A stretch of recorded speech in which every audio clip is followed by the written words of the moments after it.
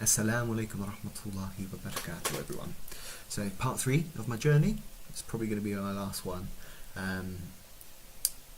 So recapping what happened from part 2. So I stopped practicing and I was hiding from the Muslims because I didn't want people to go, is that halal what you're eating? Or, oh, it's Ramadan, mate. Why are you having a kind of... I haven't seen you at the masjid for... I was just sneaking about. But it was quite easy because I moved away from where I was before. So, but I'm practicing now. So how did I start practicing again? How did I come back to the deen? Simple as this: YouTube. It started with, I used to play computer games, but I'd have my headphones on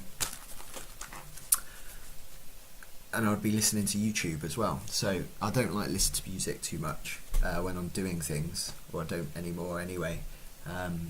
But yeah, so I was listening to lectures.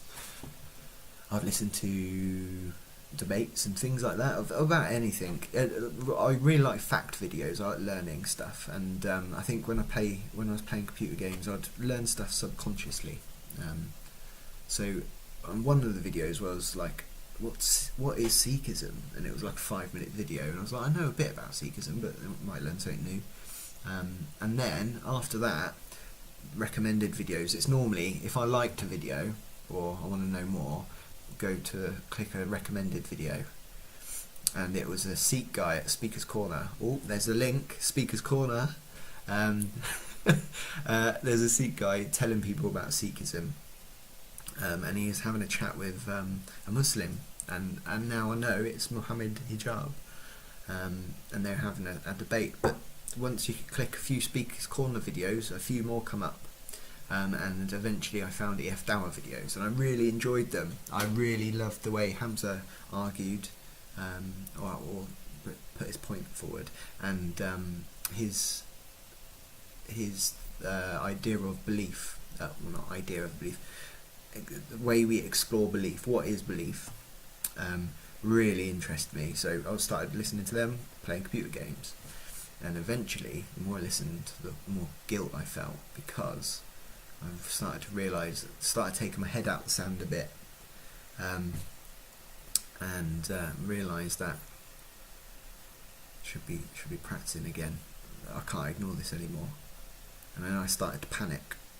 And one day at work, I was like, oh, what am I gonna do? Because when I stopped practicing before, there's a part of me it was like, I'll do it again in the future. And then when I started listening to the videos, I was like, this is it then. This is the future, that where I have to start doing it. So I started to panic a bit because I didn't want to tell certain members of my family. So I didn't want to tell my wife as well, because the majority of our relationship, I've not been a practicing Muslim and she's not a Muslim. So but I had that chat with her. I started to pray. And then I contacted EF Dawah because I was panicking. I was like, what do I do? Like, I'm scared about making these changes in my life that I should be making, and I need to talk to people about it, and I kind of want to be convinced because it'll make it easier for me to do it. And going back and forth, EF Dawah contacted me and put me in contact with Hamza, told him the thing, and he said, but I've got a big problem. I don't really follow the hadith. I don't accept them as authority within the religion. And he was like, Dr. Imran will sort that out. Let's pop you in the EF Dawah Revert group. So I'm on the group. I introduce myself and I say, I'm not really a fan of these hadiths.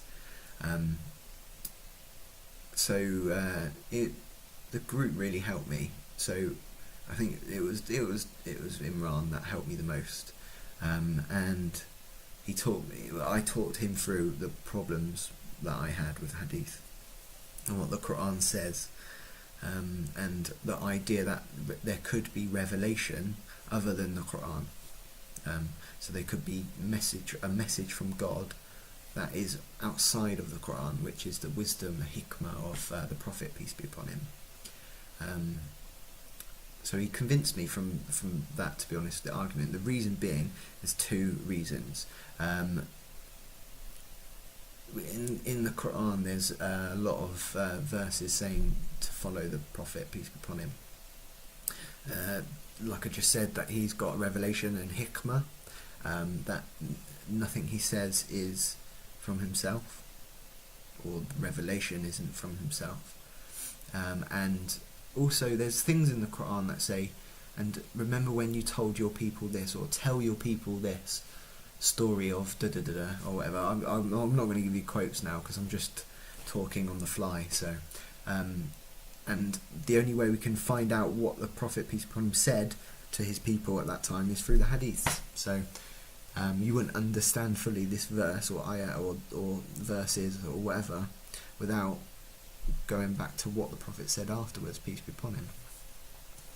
And the second reason, and this is the biggest one, is historically the authenticity, whether the Prophet, peace be upon him, said those words. If the Prophet said something, I would follow it, but did he really?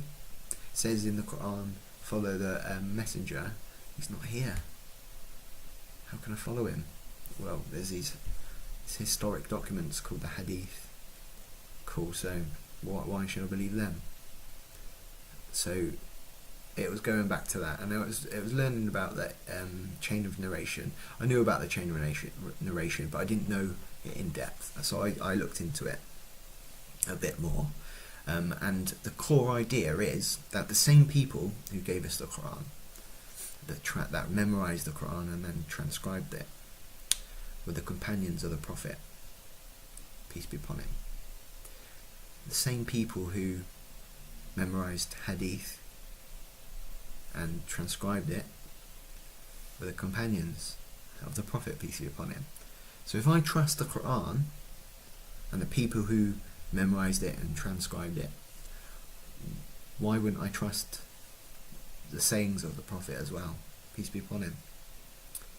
That was the main icebreaker, and I was like, right, I accept.